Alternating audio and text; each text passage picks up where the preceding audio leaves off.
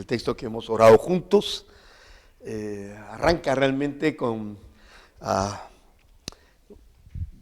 un ambiente festivo, ¿no? Dice el verso 1, después de estas cosas había una fiesta, ¿no?, de los judíos. Y dice que subió Jesús a Jerusalén, ¿no?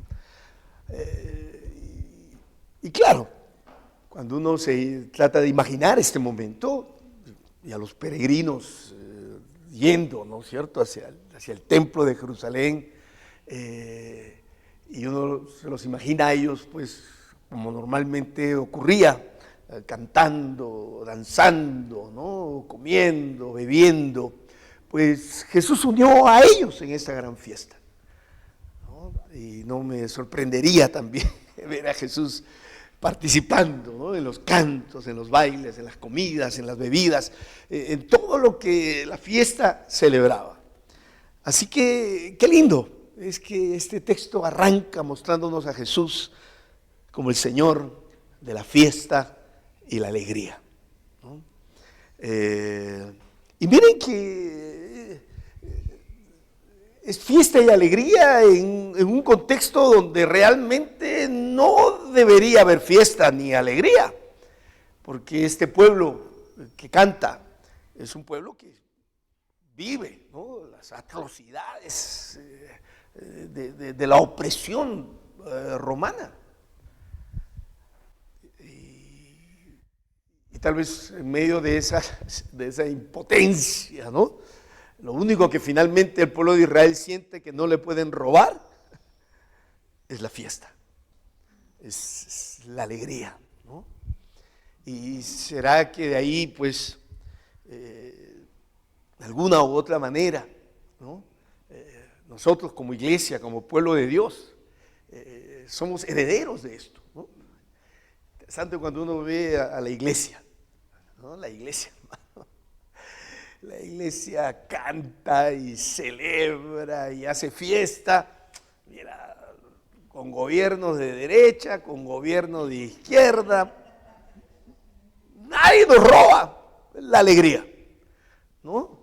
En medio de si Colombia clasifica al mundial o no clasifica al mundial, perdón hermano, que ese tema, pero la iglesia nunca deja de celebrar, nunca deja de cantar, ¿no? En los tiempos de abundancia económica, en los tiempos de las peores crisis económicas, ¿no?, cuando el dólar sube, el dólar baja, la iglesia nunca deja de cantar, ¿no? Porque Jesús es el Señor de la fiesta y Jesús es el Señor de la alegría. Y cuando la iglesia hace fiesta y alegría, el Señor se une a nosotros, como se unió a estos peregrinos, ¿no? Y créanme que en este momento de la vida, yo soy el que más necesito ver a Jesús como el Señor de la fiesta y la alegría, porque les confieso que cada vez me cuesta más encontrar razones para alegrarme. Créanme que sí, ¿no? Cada vez me cuesta más encontrar razones para hacer fiesta, razones para celebrar.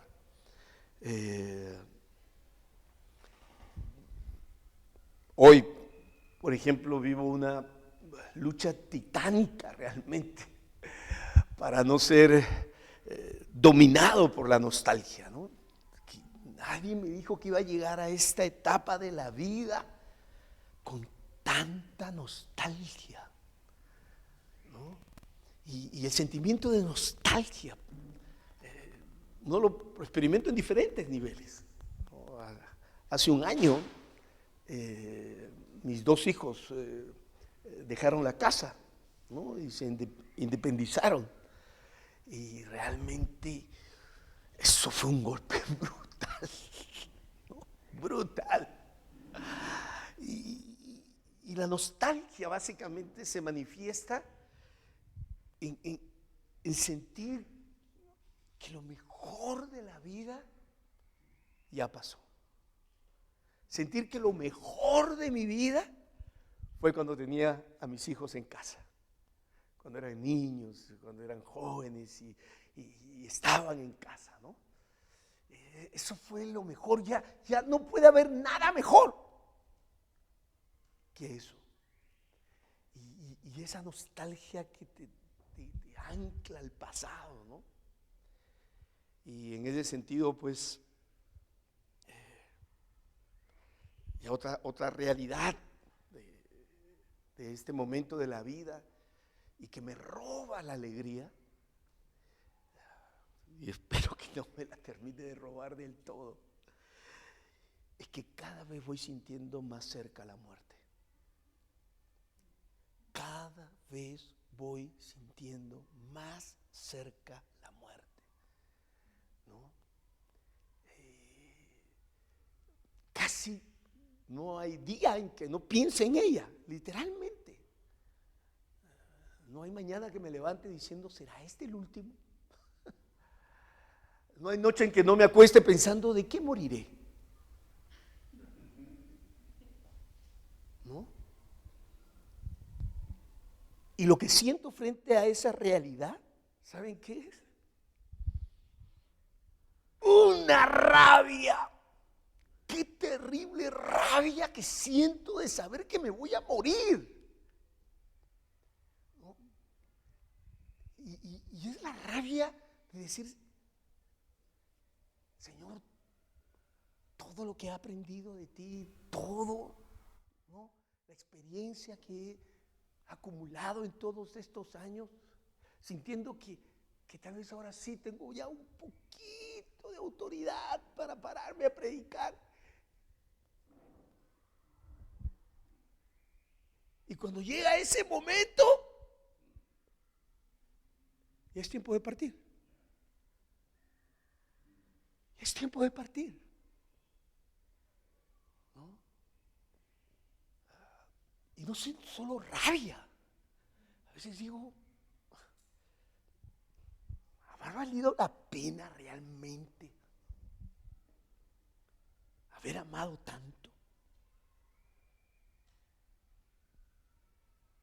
Y saber que un día voy a tener que decirle, y que voy a tener que despedirme de mi esposa, de mis hijos. ¿Habrá valido la pena haber amado tanto para luego perder? ¿No? Pero no solo siento rabia, realmente siento una impotencia, porque sé que no puedo hacer absolutamente nada para evitarlo.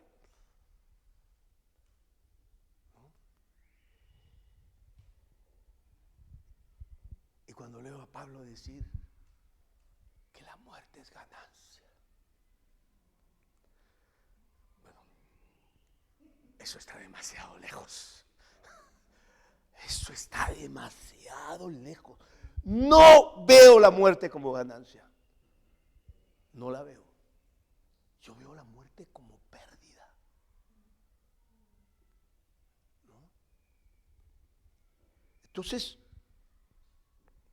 esto me está robando la alegría. Ya no me da razones para alegrarme.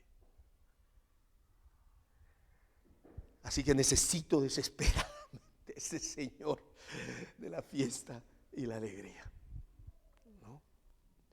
Pero a la vez también, ya rápidamente el verso 2 nos introduce a una realidad tan distinta, ¿no?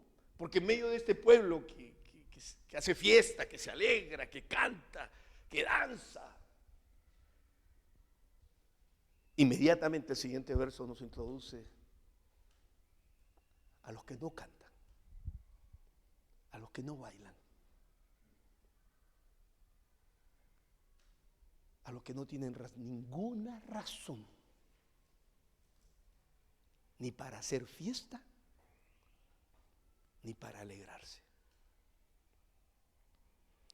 Y hay en Jerusalén, cerca de la puerta de las ovejas, un estanque llamado en hebreo Betesda, el cual tiene 5 pórticos. En estos yacía una multitud multitud de enfermos, ciegos, cojos y paralíticos.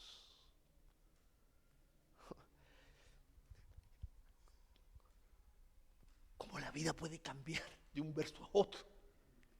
Cómo la realidad puede cambiar de un momento a otro. ¿No?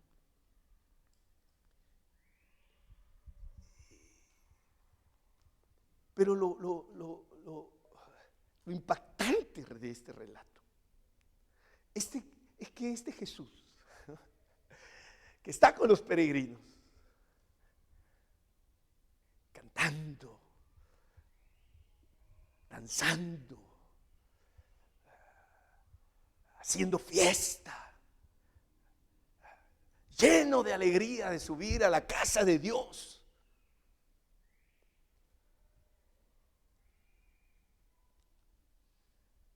Y más adelante el texto nos dice, cuando Jesús lo vio, ¿no?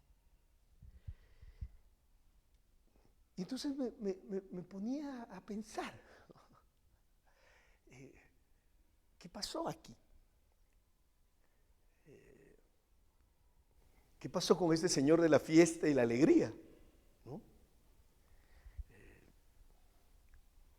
Y ahora Jesús se transforma también en el Señor del dolor y el sufrimiento. Pero se transforma en el Señor del dolor y el sufrimiento sin dejar de ser el Señor de la fiesta y la alegría. Porque, miren, nadie puede alegrarse, nadie puede celebrar, y menos aquellos que celebramos la presencia y la acción de Dios en el mundo, que era el corazón de las fiestas de Israel. Celebraban la manera en que Dios actuaba en el mundo. Pero nadie puede alegrarse verdaderamente en Dios si su alegría no va acompañada con una profunda preocupación por aquellos que no lo pueden hacer, ¿no? Que no lo pueden hacer. Y entonces, yo creo que la presencia de Jesús en el estanque de Betesda, en medio de una realidad tan opuesta, puede sonar un poco paradójico lo que voy a decir, pero yo creo que de alguna otra manera era la continuidad de la fiesta. Pero ahora la fiesta se expresa de otra manera. Ya no con cantos y bailes y risas, ¿no? Ahora la fiesta se expresa con compromiso con el que sufre. Y eso es tal vez algo que yo siento que como iglesia vamos perdiendo. Sí, nos encanta la fiesta, ¿no? Pero yo siento que cada vez nuestra fiesta se va divorciando del compromiso. Ya la fiesta deja de alimentar el compromiso.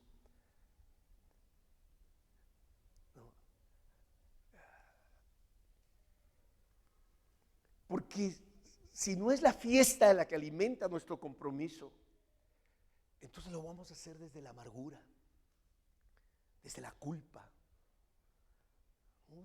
Desde el resentimiento. Yo no sé ustedes, pero a veces uno se siente culpable de sentirse bien, porque hay tanta gente alrededor nuestro que no vive eso.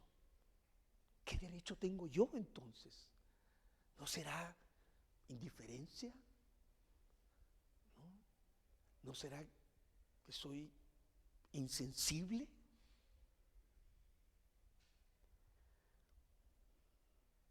Así que estas son realidades que debemos volver a conectar en nuestra espiritualidad. Fiesta y compromiso. Siempre recuerdo a un grupo de jóvenes católicos. Ellos se reunían el sábado en la noche en la casa de uno de los jóvenes de la parroquia. Y sí, que hacían una fiesta. No eran como las evangélicas nuestras, no, así era un fiestón, ¿no? En todo el sentido de la palabra. Pero ese mismo grupo que el sábado estaba haciendo una fiesta por la alegría de estar juntos como amigos, el domingo en la mañana iban a un hospital público donde se atendía a la gente que estaba enferma de cáncer.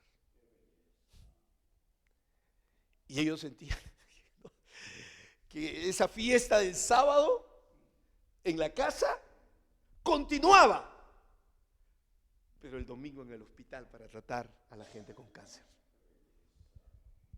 ¿No? Y seguían celebrando el estar juntos y seguían celebrando la alegría de ser amigos, pero ahora acompañando, cuidando, aliviando el dolor de los enfermos en ese hospital. Así que no está mal la fiesta. Sigamos celebrando. Pero que también esa fiesta ahora se transforme en compromiso. Y eso es lo que uno percibe aquí en Jesús, ¿no?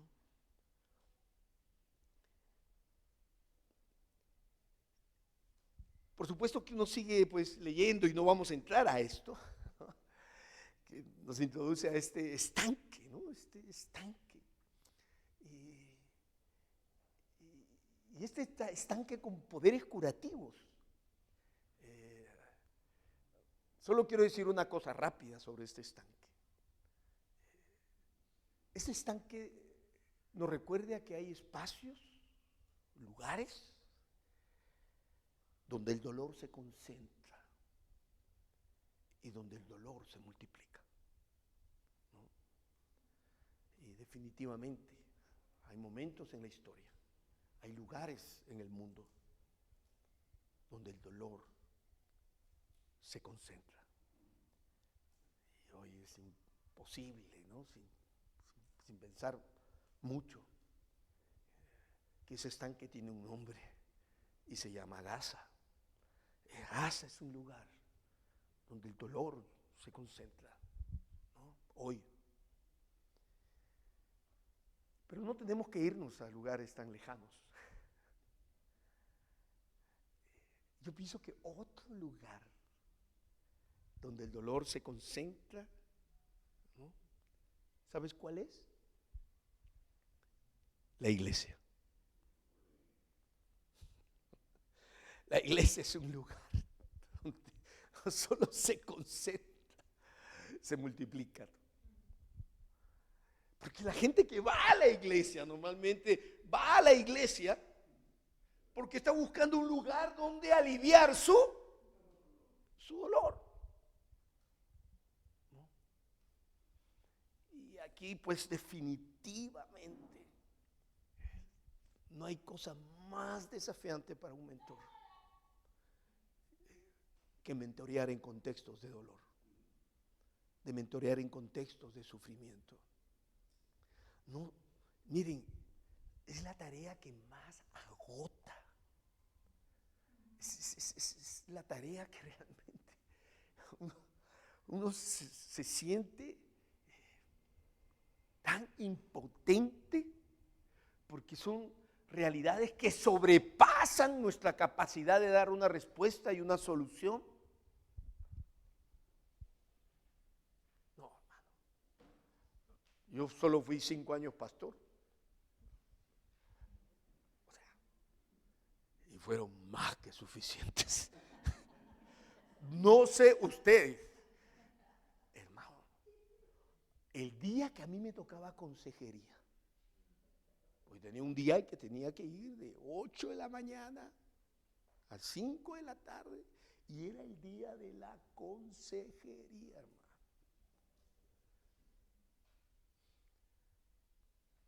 Dolor, dolor, dolor, dolor, dolor, dolor. Ese día, cuando terminaba y sentía que había hecho nada, que creo que la gente salió de hablar conmigo sufriendo más todavía. Y sintiendo que no respondí realmente. No pude aliviar su dolor.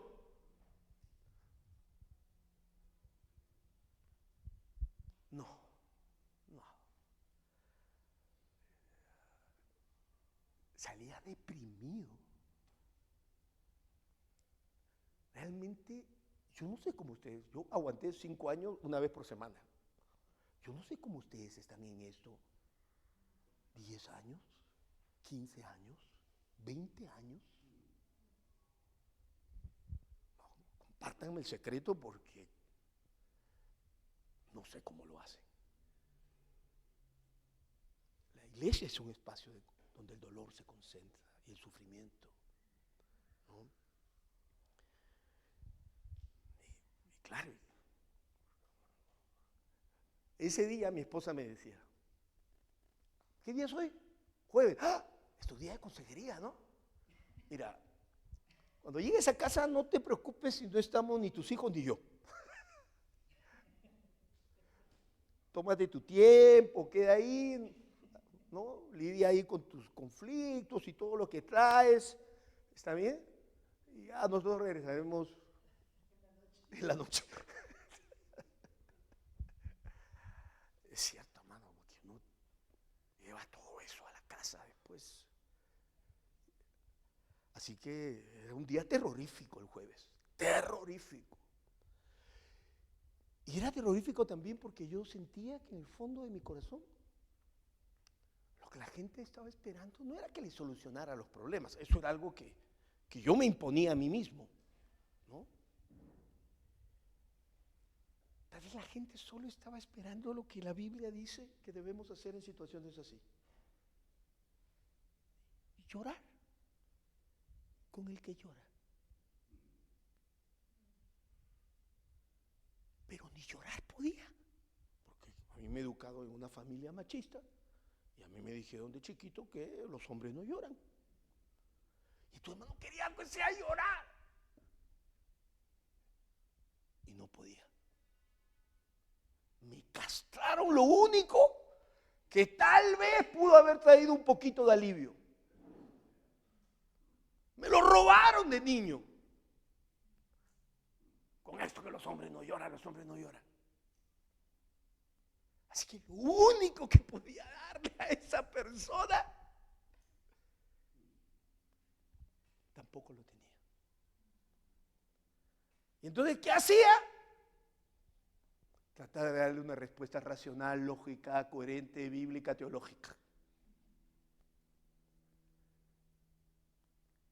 Y sentía que en vez de hacer un bien, estaba haciendo un mal. ¿No? Así que sí, vivimos en esa tensión entre Jesús, el Señor de la fiesta y la alegría, y este Jesús que también es el Señor del dolor y el sufrimiento, pero que no deja de ser el Señor de la fiesta y la alegría, ¿no?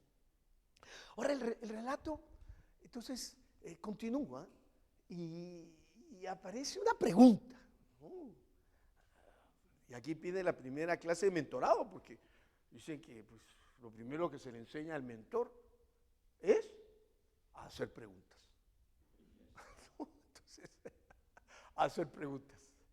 Así que aquí Jesús, entonces parece que llegó la clase de mentorado y le hace una pregunta. ¿no? A ese paralítico que está ahí en medio de una multitud. Y le dice: ¿quieres ser sano? Esa es la pregunta que debe orientar, ¿no?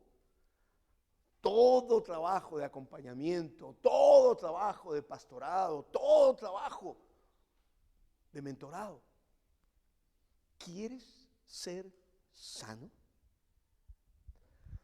Pero a la vez parece una pregunta, bueno, parece media tonta, ¿no? ¿No les parece una pregunta media tonta? ¿No? Como que obvia. O sea, si hubiera sido el paralítico y estoy ahí en medio de esa multitud, sabiendo que estoy en un lugar donde todo el mundo está esperando que el agua se mueva y que el primero que entra va a quedar curado, ¿no? Y Jesús ya tenía el dato. Yo siempre me pregunto: Jesús, ¿por qué en medio de esa multitud elegiste justo a ese paralítico? Y yo creo que una habrá sido, bueno, ¿quién es el que menos posibilidades tiene de llegar al estanque cuando el agua se mueve? Bueno, creo que el ciego tiene un poquito más de chance, ¿no es cierto? El cojo también, ahí con sus muletas, ¿no? ¿Ok? Pero el paralítico, es el que menos oportunidades tiene. Y creo que la segunda pregunta que Jesús habrá hecho para escoger habrá sido: ¿y quién es el que está aquí por más tiempo? Dice que él manejó esas dos informaciones a la hora de escoger a esa persona, ¿no? Así que no fue algo al azar. Él buscó a aquella persona que tenía menos posibilidades de recibir la curación a través del estanque. Y qué afortunados somos todos los que estamos aquí cada vez que el Señor elige al que tiene menos oportunidades. Si no, ni tú ni yo estaríamos acá, definitivamente. Pero le hace la pregunta: ¿quieres ser sano? Y entonces, si yo fuera el paralítico, le diría: ¿cómo que quiero ser sano? ¿Y qué crees que estoy haciendo aquí? ¿Esperando el bus? ¿Qué cosa crees que estoy haciendo aquí? No, parece una pregunta, pero viniendo de Jesús, es una pregunta llena de sentido, llena de propósito, porque esta pregunta va a evidenciar dónde el paralítico tenía puesta su fe y va a evidenciar cuál era el verdadero problema del paralítico. Miren, la respuesta es, verso 7. Señor, le respondió el enfermo, no tengo quien me meta en el estanque cuando se agita el agua, y entre tanto que yo voy, otro desciende antes que yo. ¿No? Entonces, como que el paralítico, a través de su respuesta a una pregunta aparentemente demasiado evidente, va a decir: mira, tal vez en el fondo yo tengo un problema más grande que el hecho de no poder caminar. Y realmente uno lee el relato y no sabe elegir qué es peor. Si no es peor decir: y cuando el agua se mueve, no tengo absolutamente a nadie que me ayude. Un sentimiento de abandono. No hay absolutamente nadie, no hay un padre, no hay una madre, no hay un hijo, no hay una hija, no hay un hermano, una hermana, un amigo, no hay absolutamente nadie. Algunos psicólogos dicen que lo más terrible de sufrir no es sufrir. Lo más terrible de sufrir es sufrir solo. Y creo que el corazón de nuestro trabajo como mentores es no permitir que ningún coordinador de ninguna escuelita, cuando llegue el momento de sufrir, sufra solo. Ese es el corazón de nuestra tarea. Porque eso es 1000 veces más terrible que cualquier pérdida que uno puede experimentar en la vida.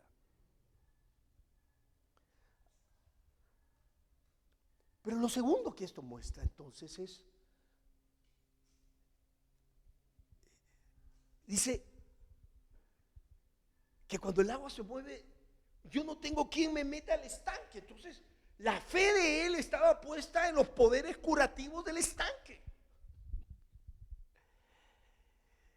Y qué interesante entonces lo que Jesús le va a decir después de eso. Cuando él toma conciencia de eso, le va a decir: levántate, toma tu lecho y anda. O sea, si hubiera sido yo, le hubiera dicho que... Pero el agua no se ha movido todavía.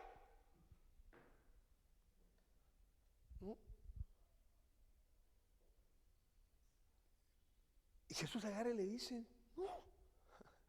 no tienes que esperar que el agua se mueva. Pero miren que es una invitación a trasladar la fe que el paralítico tenía en el estanque y que ahora ponga esa fe en él, en Jesús, en lo que acaba de decirle. Esto es muy interesante, ¿no? Porque América Latina es un continente de fe. Eso es indudable. América Latina es un continente de fe. Y nuestro llamado no es destruir la fe de la gente, así su fe esté puesta en estanques curativos mágicos. Así su fe esté puesta, no sé, santos, vírgenes, chamanes, brujos, yo no sé en qué puedan tener su fe puesta. Nuestro trabajo no es destruir la fe de la gente. Porque finalmente, ¿qué fe es la que va a sanar a este paralítico? La misma fe que tenía en el estanque. Pero cuando la ponga en Jesús. Cuando la ponga en Jesús. Y qué pena cuando usamos el púlpito, ¿no? Para destruir esa fe popular, esa fe sí limitada, esa fe aserrada, hasta esa fe, pero finalmente es fe.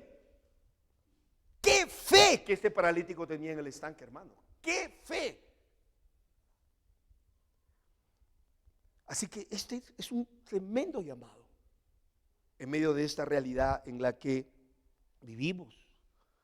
Y seguramente cuando tú inicias el trabajo de mentorado vas a encontrar personas con esas fes imperfectas. Pero invítalos, poquito a poquito, a que puedan poner esa fe en Jesús.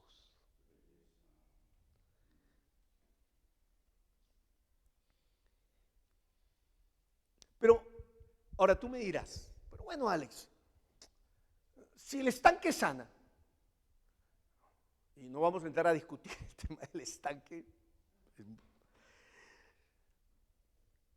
pero si el estanque sana, el estanque cura, y Jesús también cura, ¿cuál es la diferencia entre ser sanado por un estanque y ser sanado por Jesús? Si finalmente los dos curan, ¿no? Es que si el estanque te cura, ¿cuál es la máxima relación que tú puedes tener con un estanque impersonal? Bueno, tal hacer una peregrinación una vez al año, no, punto. Pero si Jesús te cura,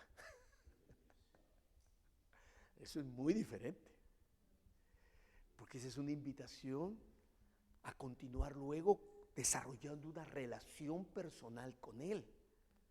Y luego vamos a darnos cuenta más adelante que eso no queda ahí. Los estanques no hablan, pero Jesús sí habla. Y luego se encuentra con el paralítico y le dice: vete y no peques más. Jesús va a ofrecerle también una transformación de la totalidad de la vida.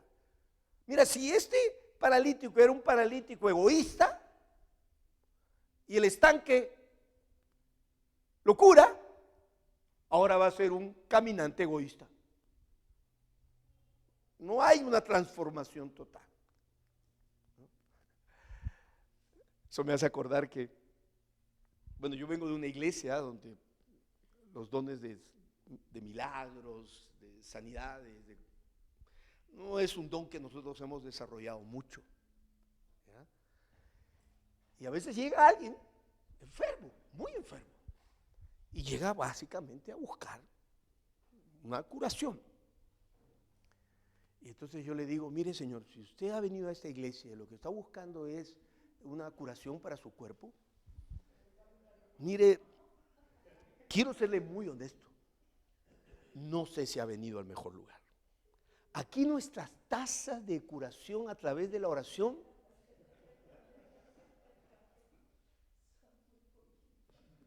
son muy pequeñitas, le digo. Tal vez será 1 en 1000 por el que oramos, ¿no?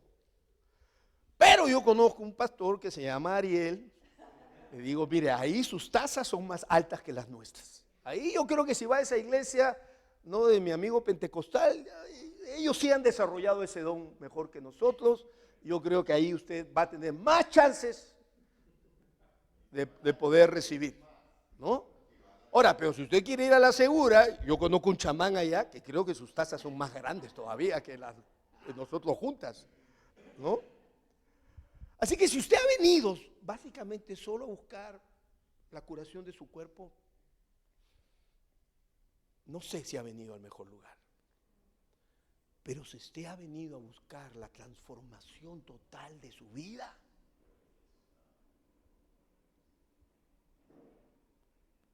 creo que ha venido a un buen lugar, ¿no?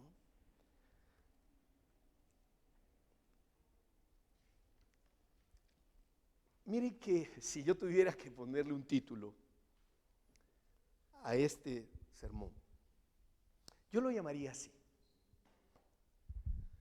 curado, pero no sanado. Porque cuando uno veía la historia completa del paralítico, no solo hasta donde leímos y oramos, fíjense que ese texto termina hablando acerca del día de reposo. Y luego continúa mostrándonos este gran conflicto que se genera entre Jesús y las autoridades fariseas, no por haberlos curado, sino por el hecho: oye, este Jesús, pero no, hermano, qué provocador, ¿no? A veces mi esposa me dice: oye, Ale, cuídate cuando prediques, no seas tan provocador. Pero es muy difícil luego de ver a Jesús, le digo, porque ¿qué le dice intencionalmente? No solo le dice levántate, ahora le dice que ¿qué? Toma tu lecho, día de reposo, prohibido por la ley. O sea, intencionalmente Jesús le dice: ahora quebranta la ley. Y eso hace pues saltar. Realmente el tema central no es la curación del paralítico. El tema central es que a través de la curación de este paralítico, Jesús quiere mostrar el mal uso que hacen de la ley. Ese es el tema central. Y claro, cuando uno recuerda, yo pienso que los momentos en que la iglesia tendemos a hacer un mal uso de la palabra de Dios, pero un mal uso de la palabra de Dios, es cuando tratamos de responder a realidades donde hay dolor y hay sufrimiento. Miren el mal uso que hicimos de la palabra de Dios durante la pandemia, hermano. ¡Qué bestia! ¡Qué locura las cosas que se sacaron de la Biblia! Y a veces uno siente, Señor, si Langan hubiera llegado ahí antes, de todos estos pastores y predicadores que sacaron, que mostraron un uso casi demoníaco de la Biblia.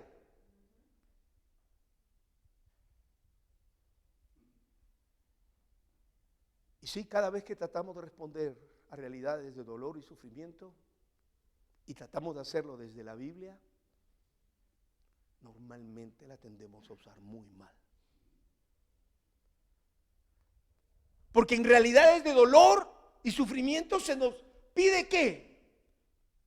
Que nos acerquemos desde la moral, que nos acerquemos como jueces para decidir si es correcto o incorrecto.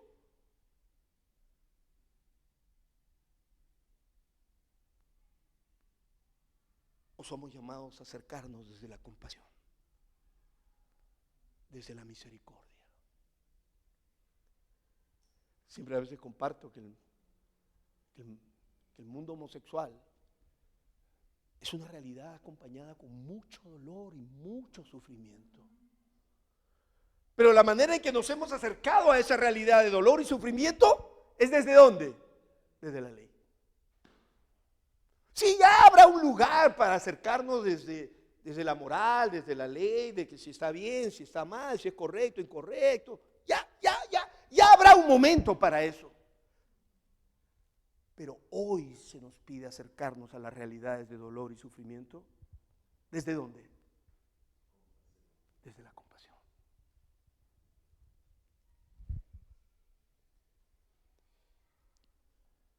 Así que esto va a desnudar el mal uso de las escrituras. ¿Y por qué lo llamo curado pero no sanado? ¿No? Porque esta es la historia de un milagro incompleto.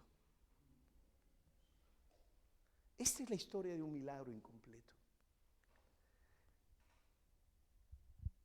Miren, ¿cuáles fueron las palabras que lo curó? Levántate, toma tu lecho y anda. ¿No? Y aunque a veces en la Biblia no se diferencia mucho entre curar y sanar, yo creo que necesitamos recuperar la diferencia entre curar y sanar. Pero ¿cuál era la palabra que lo iba a sanar? Vete y no peques más. Y sí, creyó y obedeció la que lo curó, pero no creyó y no obedeció aquella que lo podía sanar. Porque la cura tiene que ver con los males del cuerpo. La sanidad es más profunda. La sanidad, ¿sabes con qué tiene que ver? Con erradicar la maldad de nuestro corazón. Vete y no peques más. Pero es claro que este paralítico, miren, esa palabra vete y no peques más, porque algo peor puede pasar, a veces la hemos interpretado mal porque pensamos que el pecado es algo que él hizo en el pasado y que le trajo esa enfermedad. Pero los nuevos estudios bíblicos dicen que no, que el pecado se refiere a lo que está haciendo en ese momento, al no ser leal al que lo curó, al no ser agradecido al que lo curó, al preferir estar bien con las autoridades religiosas por los beneficios que podía sacar de eso o por el temor que tenía. Ese era el pecado.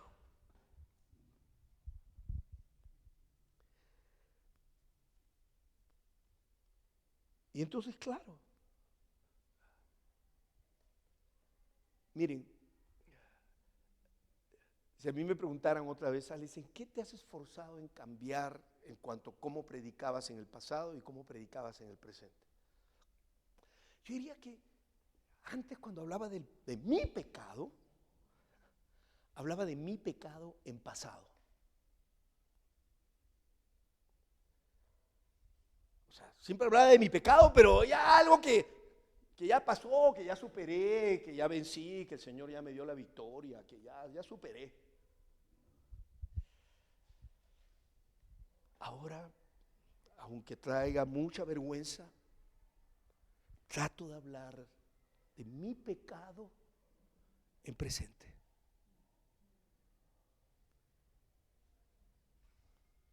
Qué difícil, hermano. Créame, qué difícil. Pero es un gran desafío que tenemos si queremos crecer como predicadores.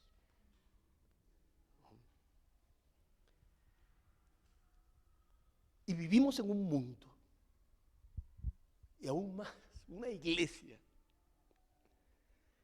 que busca a Dios, sí, pero lo buscan para ser curados,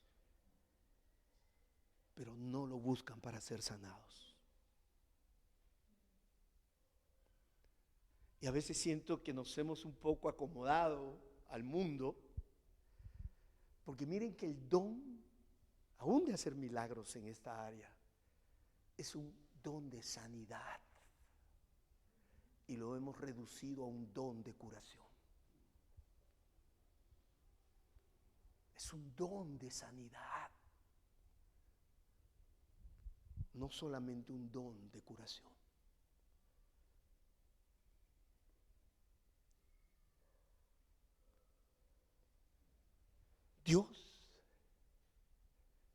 Dios siempre sana, aunque no siempre cure. Y yo soy un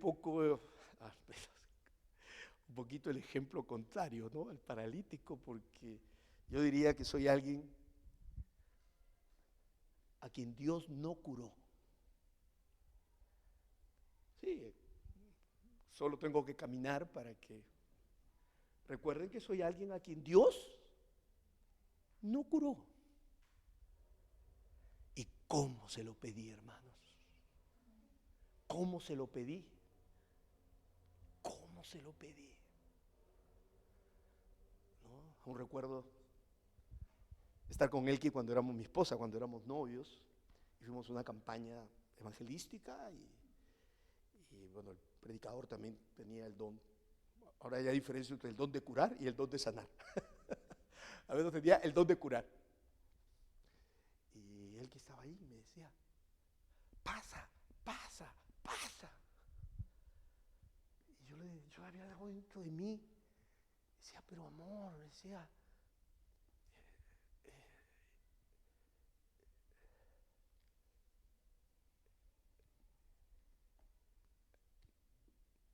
y yo me siento sano.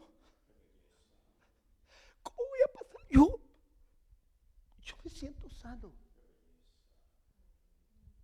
Sí, tal vez no tenía el lenguaje que tengo ahora para expresar mejor. Sí, no fui curado. Pero yo siento que poquito a poquito. Mire, la curación puede ser instantánea. Ahí está el ejemplo. La sanidad es un proceso de toda la vida. De toda la vida. Y uno va sintiendo, poquito a poquito, ¿no? Como el Señor nos va sanando. Y quiero terminar solo contándoles algo en que creo que poquito a poquito Dios me está sanando. Tal vez por mi discapacidad. Las personas que tenemos discapacidad queremos demostrarle a todo el mundo que no la tenemos.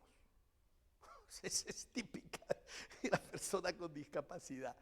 O sea, entonces no le decimos no a nada. O sea, todo lo que una persona sin discapacidad puede hacer, yo voy a demostrar que no solo lo puedo hacer hasta mejor. Eso es algo que tenemos dentro bien mal, pero ahí está. Entonces, en muchas áreas de mi vida, yo no solo quería correr, yo quería llegar primero. O sea, y entonces pues uno, más joven, ¿no? Yo siempre digo en las competencias de atletismo en mi colegio, nadie quería correr conmigo. Nadie. Hacíamos las olimpiadas del colegio y competíamos. Pero nadie quería correr conmigo. ¿Y saben por qué? Porque cuando corría conmigo,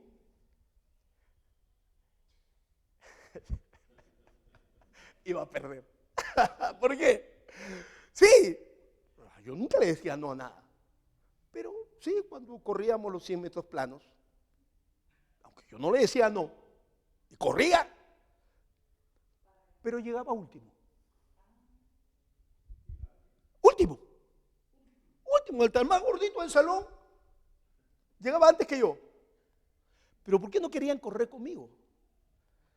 Porque cuando yo llegaba último, todos los padres de familia que estaban en la tribuna, ¿a quién creen que venían a felicitar? Oye, al primero, su papá, su mamá y para de contar. A mí, todos los padres de familia venían bien hecho. Entonces, veías al que llegó primero, 2 personas a su lado. Veías a mí que llegué último, una multitud a mi lado. Entonces me decía, no, Chino, contigo no quiero correr, compadre, porque me quitan la fama. Decía, no.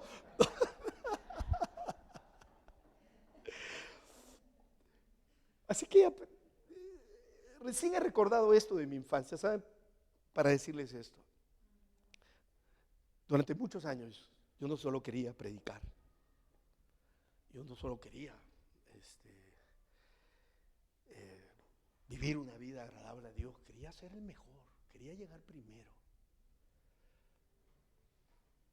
Hoy creo que poquito a poquito ya llega un momento en la vida en que tú sientes que con solo llegar es suficiente. Con solo llegar. Y miren que estoy a esta altura de la vida sintiendo que no voy a llegar. O sea, ya el sueño de llegar primero, poquito a poquito, ha ido desapareciendo. Y qué lindo, ¿no? Que Dios, el Dios al cual amamos, el Dios al cual servimos, es el Dios de los últimos. Es el Dios de los últimos. Así que con solo llegar es suficiente para mí. ¿Oramos? Terminamos. Padre, gracias por tu palabra. Gracias por todo lo que nos has enseñado en estos días. Gracias porque eres un Dios que sana, aunque no siempre cura. Cuando era más joven, yo quería ser curado. No me importaba si finalmente era sanado o no. Hoy, Señor, prefiero 1.000.000 de veces que me sanes poquito a poquito, aunque nunca me cures. Te damos la honra, la gloria y el poder. Amén. Sigamos en esta actitud mientras